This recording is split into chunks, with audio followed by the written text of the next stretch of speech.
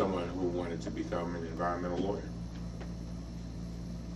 And he had a saying that when I spoke at his eulogy, I repeated some of the words that were his mantra. They were very simple. Speak my mind, pour out my heart, and love my soul. Speak my mind, pour out my heart, and love my soul. And the reason why I mention that is because as one who is 60 years old, I have now lived longer than I will live. And the question becomes, what will we do to be most effective on this planet? In other words, I mean, I can only run but so far. And then I've got to pass the baton on to somebody else for generations yet unborn. And this is our watch. This is our watch. We are in a very interesting place in the Congress. We are in a place where there are many who claim that they care about your children and the children you will have and the grandchildren you will have. But they don't want to put the resources or the power behind the government and to help people clean up the environment. A lot of times folks talk a good game, but the question is where the action is. And it's very, very sad. There is an effort to basically rip apart the EPA. President Obama came in, he talked about the Chesapeake Bay, and he has been trying to address the nutrients and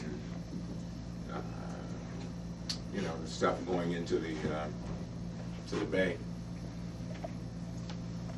But there are those who claim again that they care, but you cannot tell it from their actions. So, where do you come in? The first thing you're doing is you're synchronizing your conscience with your conduct. There are a lot of people that think a lot of good thoughts. There are a lot of people.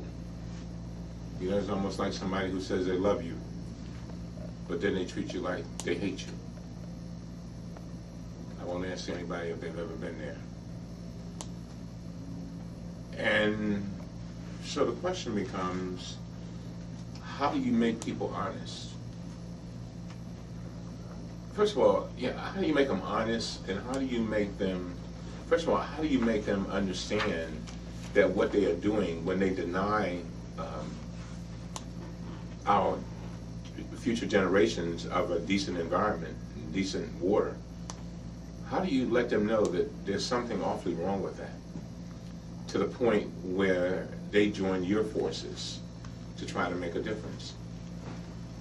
And I have just some observations that just based on life that I've noticed. You come here and you're doing the canvassing and you're working hard and you're doing the things that you believe in. And sometimes we think that the only people who may benefit is others. The people that we're trying to help. But you're helped too. Because what it does for you is it empowers you and it gives you more resources, information resources, to be witnesses. See, a lot of people, they think that they are making a difference, but they're really not, because a lot of times they don't have the information and they don't have the passion. But if you have information and you have passion, and then you have a resource like a megaphone, which is what this organization helps to bring about, by the way, then you can be the witnesses to other people who may not be as sensitive to you as you. As my nephew said, speak your mind. You must speak your mind. You must speak your mind even when there are people who doubt you, even when there are people who don't see what you're doing as important as you see it. Even when your girlfriend says, you shouldn't even waste your time doing that. You must speak your mind. Number two, he said, pour out your heart. You're the ones who've got to pour out your hearts. You know, one of the things that I've noticed of being in the Congress, and I've been in the Congress for 15 years, and I was in the state legislature for 15 years. And somebody asked me the other day, how do you pour out your heart when you don't feel that you're getting results? I mean, what makes you go when you feel that nobody's listening? What makes you get up and force your way out the door? And what I told them is that I believe that words create. I believe that with all my heart. That words create. That you can create. I remember, I'll never forget, when after 5 days of Katrina, and I could not stand it anymore to see people drowning in their own urine, wheelchairs floating around downtown New Orleans. And I had an opportunity to call a press conference, and I said simply these words: Mr. President, God would not be pleased with our response to these folks. God would not be pleased with our response. And I can't say it with my words. I can't say, I don't want to take that much credit. But within hours, we saw that situation begin to turn around the same day. Was there criticism? Yeah. You know where the criticism came from? The white evangelical community. The ones that read the same Bible. By the way, I read the Bible in my press conference. The same Bible that they read. That said, do unto others as you would have them do unto you. Take care of the poor. Visit those in prison who are behind bars. Clothe those who have no clothes. Feed those who are not. So my point is that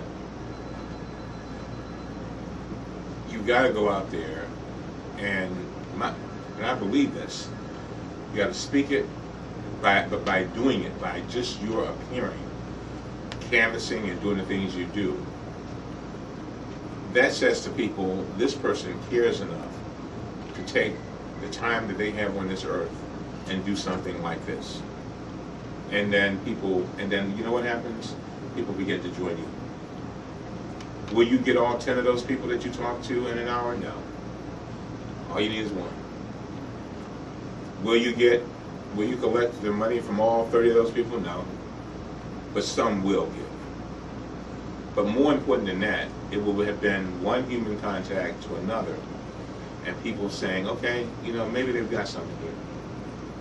And you may never know the result of what you did, but you will know, you can be satisfied that you had an impact. Now, a lot of times we don't see or feel impact as when we do it. You know, we may never know. But putting it out in the universe, acting, doing something, makes a difference. Finally, the final thing that my nephew said was love your soul. Love your soul. Love who you are. I tell people that what I try to do is I try to be the person that I would want to fall in love with.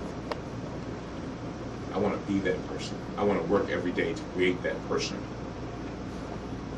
And by doing what you're doing,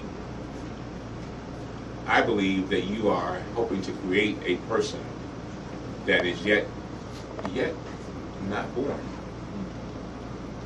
I think that all of us have phenomenal potential within us.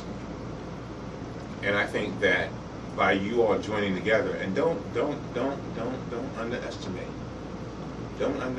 the power of the people who are standing in this room to each other. See, we take so much for granted so often, and we say to ourselves, oh, I'm just going to hang out, for, a few weeks, and I'm going to do this, and Jerry's going to be there, and Mary, and Joe, and Mo, and Sally, and then I'll leave them, and then I'll go my separate way. But what you have here is you're bonding with people of like mind, and people of like determination,